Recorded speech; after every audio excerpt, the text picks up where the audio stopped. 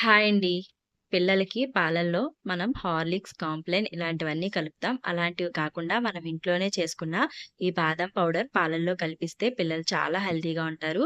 దానికోసం బాదం పప్పుల్ని నైట్ అంతా నానబెట్టి మార్నింగే వాటన్నిటిని కూడా చక్కగా పొట్టంతా తీసేసి ఒక పాన్ పెట్టుకొని, పాన్ బాగా హీట్ అయిన తర్వాత మనం పొట్టు తీసేసుకున్న బాదం పప్పుల్ని పాన్‌లో వేసుకొని చక్కగా దోరగా వేగించాలి. మీడియం ఫ్లేమ్‌లో పెట్టుకొని ఈ బాదం పప్పులన్నీ కూడా తడంతా పోయే వరకు చక్కగా క్రిస్పీగా వచ్చేలాగా మనం మంచిగా వేపించేసుకోవాలి. వేగిన తర్వాత అవి చల్లారే వరకు ఒక ప్లేట్‌లో వేసుకొని పక్కన పెట్టుకోవాలి.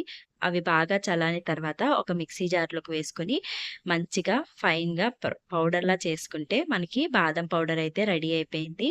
దీన్ని ఒక 10-15 మినిట్స్ మనం ప్లేట్‌లో వేసుకొని బయట పెడితే తడంతా ఆరిపోయి చక్కగా పౌడర్‌లా అవుతుంది. అప్పుడు ఒక మంచిగా డబ్బాలో వేసుకొని స్టోర్ చేసుకోవచ్చు. అలాగే ఒక గ్లాస్ పాలకి ఒక స్పూన్ పౌడర్ వేసుకొని తాగితే చాలా హెల్తీగా ఉంటారు పిల్లలు. నేనైతే ట్రై చేశాను. అండ్ మీరు కూడా ట్రై చేయండి.